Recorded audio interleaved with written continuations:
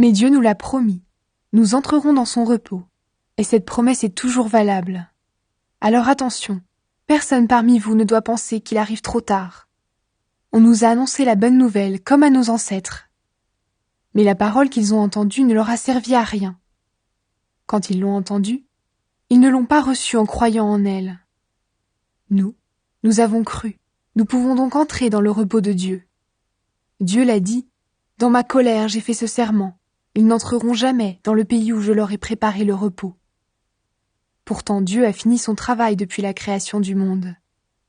En effet, il y a cette parole au sujet du 7e jour. Et Dieu s'est reposé le 7e jour de tout son travail. Dieu en parle aussi quand il dit « Ils n'entreront jamais dans le pays où je leur ai préparé le repos. » Ceux qui ont reçu la bonne nouvelle les premiers n'ont pas obéi. Alors ils ne sont pas entrés dans le repos de Dieu. D'autres peuvent donc encore y entrer. C'est pourquoi Dieu fixe de nouveau un jour, et il l'appelle aujourd'hui. Il a parlé de ce jour-là beaucoup plus tard par la bouche de David dans le texte déjà cité. « Aujourd'hui, si vous entendez la voix de Dieu, ne fermez pas votre cœur. » Si Josué avait conduit le peuple dans le repos de Dieu, Dieu ne parlerait pas après cela d'un autre jour. Cela veut dire qu'il y a encore un repos pour le peuple de Dieu. Il ressemble au repos du 7e jour. En effet, celui qui entre dans le repos de Dieu se repose lui aussi de son travail, comme Dieu s'est reposé du sien. C'est pourquoi cherchons de tout notre cœur à entrer dans ce repos.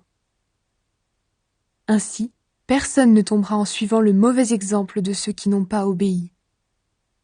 La parole de Dieu est vivante, elle est pleine de force. Elle coupe mieux qu'une épée qui coupe des deux côtés. La parole de Dieu entre en nous en profondeur. Elle va jusqu'au fond de notre cœur, jusqu'aux articulations et jusqu'à la moelle. Elle juge les intentions et les pensées du cœur.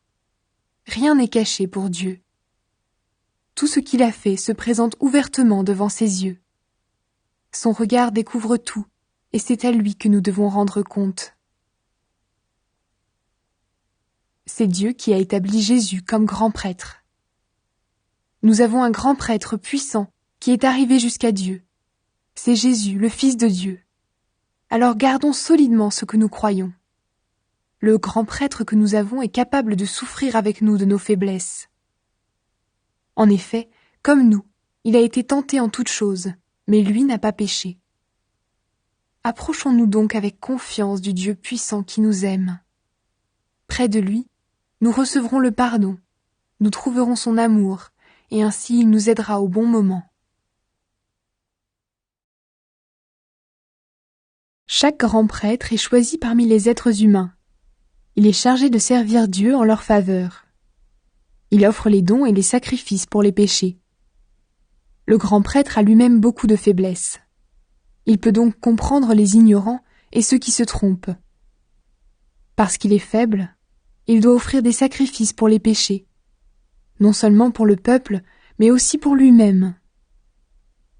Personne ne peut se donner l'honneur d'être grand prêtre. C'est Dieu qui appelle à cela, comme il a appelé Aaron. Pour le Christ, c'est pareil. Ce n'est pas lui qui s'est donné l'honneur de devenir grand prêtre. Il l'a reçu de Dieu qui a dit « Tu es mon fils. Aujourd'hui, moi, je suis devenu ton père. » Dieu a dit encore « Tu es prêtre pour toujours, à la façon de Melchisédek. » Le Christ, pendant sa vie sur terre, a adressé à Dieu des prières et des supplications, avec de grands cris et des larmes. Il a prié Dieu qui pouvait le sauver de la mort. Et Dieu l'a écouté parce qu'il est resté fidèle. Le Christ est le Fils de Dieu, c'est vrai, mais par toutes ses souffrances, il a appris à obéir. Dieu l'a rendu parfait. Alors maintenant, ceux qui obéissent au Christ reçoivent par lui le salut qui dure toujours. Oui, Dieu l'a établi grand prêtre à la façon de Melchisédek. Le danger d'abandonner la foi. À ce sujet, nous avons beaucoup de choses à dire, mais elles sont difficiles à expliquer.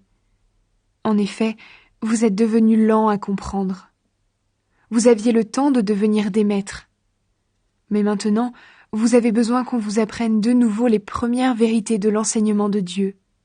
Vous n'êtes plus capable de manger de la nourriture solide. vous avez besoin de lait. Celui qui continue à boire du lait, c'est un bébé. Il ne peut donc pas discuter de ce qui est juste. Par contre, la nourriture solide est pour les adultes. Par leur expérience, ils ont entraîné leur conscience à faire la différence entre le bien et le mal. C'est pourquoi, laissons derrière nous les premières leçons sur le Christ et passons à un enseignement d'adulte. Ne revenons pas sur ce qui fait la base de cet enseignement, c'est-à-dire l'abandon des actions qui conduisent à la mort et la foi en Dieu, les baptêmes et l'imposition des mains, le réveil des morts et le jugement définitif. Nous allons donc présenter un enseignement d'adulte, si Dieu le permet. Prenons le cas de ceux qui sont retombés dans leur ancienne vie. Ils ont été éclairés par la lumière de Dieu. Ils ont goûté au don du ciel et ils ont reçu l'Esprit Saint. Ils ont aimé la belle parole de Dieu. Ils ont senti la puissance des forces du monde qui vient. Et pourtant, ils sont retombés dans leur ancienne vie. Ces gens-là, on ne peut pas les amener une deuxième fois à changer leur vie. En effet, ils clouent de nouveau le Fils de Dieu sur la croix, et ils donnent aux autres l'occasion de l'insulter. Prenons l'exemple d'un champ. Sa terre boit l'eau des nombreuses pluies qui tombent. Elle produit des plantes utiles à ceux qui la font cultiver. Alors Dieu bénit cette terre. Mais si elle produit des buissons d'épines et des chardons, elle ne vaut rien. Dieu va bientôt la rejeter, et on finira par y mettre le feu. Nous parlons ainsi, mais en même temps, nous sommes sûrs que vous, frères et sœurs très aimés, vous êtes sur la bonne route, celle qui conduit au salut. Dieu n'est pas injuste. Il ne peut pas oublier ce que vous faites, ni l'amour que vous avez montré pour lui. Vous avez montré cet amour autrefois en servant les autres chrétiens, et vous le faites encore maintenant. Nous souhaitons seulement que chacun de vous reste actif jusqu'à la fin. Alors tout ce que vous espérez se réalisera. Ne devenez pas paresseux, mais vivez comme ceux qui croient et qui sont patients. Ceux-là reçoivent les biens que Dieu a promis. La promesse de Dieu ne peut pas changer. Quand Dieu a fait la promesse à Abraham, il l'a faite avec un serment. Mais personne n'était plus grand que Dieu pour être témoin de ce serment. Alors Dieu l'a fait par lui-même. Il a dit « Oui, vraiment, je te bénirai, et je te donnerai une grande famille. » Abraham a attendu avec patience, et il a reçu ce que Dieu lui avait promis. Quand les gens font un serment, ils ont besoin d'un témoin plus grand qu'eux. Le serment rend leur parole sûre, et ainsi on ne peut plus dire le contraire. Avec Abraham, c'est la même chose. Sa famille devait recevoir les biens promis par Dieu. Dieu a voulu montrer clairement qu'il ne changerait jamais d'avis. C'est pourquoi il a ajouté un serment à sa promesse. Une promesse et un serment, voilà deux choses qu'on ne peut pas changer. Dans sa promesse et dans son serment, Dieu ne peut donc absolument pas mentir, et cela nous encourage beaucoup. Ainsi nous avons tout laissé pour saisir l'espérance qui nous est offerte. Pour notre vie, cette espérance est comme une ancre. Elle traverse même le rideau du temple dans le ciel, et elle est fixée solidement. C'est là que Jésus est entré avant nous et pour nous. Il est devenu grand prêtre pour toujours, à la façon de Melchisédek.